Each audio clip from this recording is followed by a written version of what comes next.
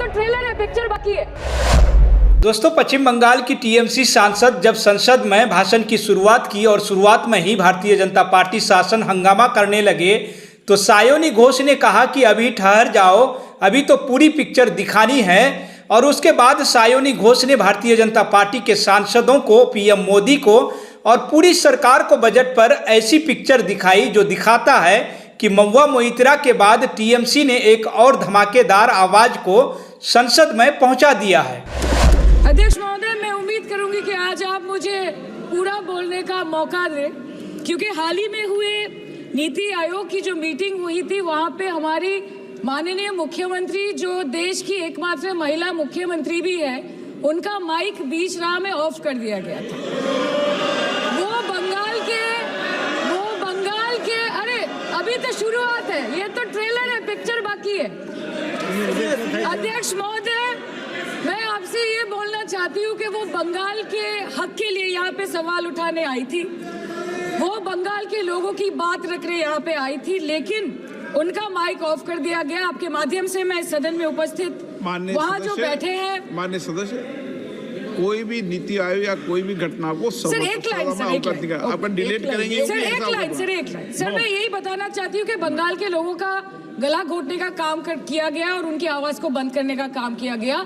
आगे जाके बंगाल के लोग आपके पार्टी की माइक ऑफ कर देंगे, बस एक चुनाव बाकी है। दोस्तों, टीएमसी सांसद सायोनी घोष का संसद में पहला भाषण ही छा गया है। ये बोलते हैं कि गाय हमारी माता है पर माँ की रक्षा करना इन्हें नहीं आता है। अपने भाषण में पीएम मोदी पर कटाक्ष करते हुए विकास की मौसी वाला डायलॉग इस्तेमाल करते हुए उन्होंने क्या कहा, जरा सुनिए। 70% of India's rural poor depend on livestock and farm animals.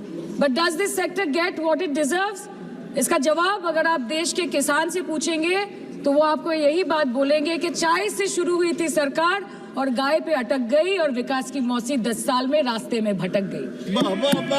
Sir, exorbitantly high cost of cattle and poultry feed under the mismanagement of this sector by the current government.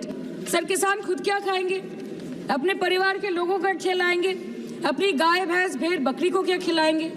Sir, ऐसे ही वारदात होते हैं जहां गरीबी से जूझता हुआ एक किसान उसको अपनी गाय भेड़ बकरी को बेचने में मजबूर करते हैं और अंत में जाके वो अपनी खुद की जान ले लेते हैं। सर, पिछले 10 सालों में 1,12,000 किसानों ने इस देश में आत्महत्या की। एनसीआरबी की एक रिपोर्ट के अनुसार 10 साल में हर दिन इस देश में एवरेज में 30 किसान हर दिन अपनी जान ले लेते हैं। सर, इस देश के लोगों का यही है किस्सा कि जिसको जिताया वो राजा की तरह जाएगा और जिन्होंने जिताया वो फकीर की तरह। सर, पहले खाना ही नहीं मिला, फॉडर क्राइसिस, फिर मिल भी जाए तो इतना महंगा कि किसान खरीद ही नहीं पा रहा है, फॉडर इन्फ्लेशन, और सर खाना मिल भी जाए तो पशुओं की बीमारी।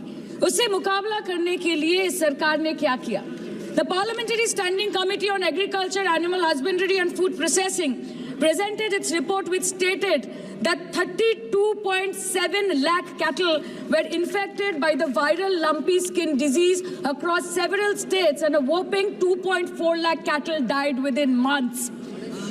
ये बोलते हैं कि गाय हमारी माता है पर माँ की रक्षा करना इन्हें नहीं आता है। दोस्तों, वहीं एजुकेशन और मिड डे मील को लेकर टीएमसी सांसद सायोनी घोष ने सवाल उठाया कि सरकार का बजट कम होता जा रहा है और खान पान की राजनीति को लेकर भी उन्होंने भारतीय जनता पार्टी पर कटाक्ष किया। उन्होंने तंज कसते हुए क्या कुछ कहा। दोस्तों, वहीं पीएम मोदी के अहंकार पर बोलते हुए उन्होंने कहा कि भारतीय जनता पार्टी 240 वाली सरकार ऐसे ही काम करती रही और इतना अहंकार कायम रहा तो अगली बार मामला साफ हो जाएगा।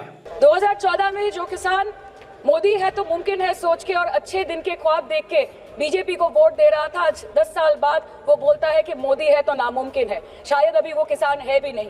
तो इसीलिए मैं बोलना चाहती हूँ कि समय बड़ा महत्वपूर्ण होता है अध्यक्ष महोदय, और बड़ा बलवान। बंगाली में हम एक बात बोलते हैं कि समय गेले साधन होबे ना। इसका मतलब यही है कि अगर समय चला गया तो साधना नहीं होगी, अगर भक्त रूठ गए तो आराधना नहीं होगी। और 3 से 303 से 240 के आंकड़े बोलते हैं कि इस बार जो आप चले गए तो दोबारा लौटने की संभावना नहीं होगी। दोस्तों, डायलॉग बाजी के अलावा रिसर्च के साथ सायोनी घोष ने बजट पर जो भाषण दिया वह साफ दिखाता है कि महिला और पिछले वर्ग का सिर्फ संसद में जाना ही महत्वपूर्ण नहीं होता, बल्कि काबिल युवा राजनीति में आते हैं तो ऐसे ही असल मुद्दों पर सरकारों को आईना दिखाते हैं। तो दोस्तों, सायोनी घोष का पहला भाषण आपको कैसा लगा, कमेंट बॉक्स में अपनी राय जरूर दीजिए। फिलहाल इस रिपोर्ट में इतना ही, फिर मिलेंगे अगली वीडियो के साथ। आप सभी का बहुत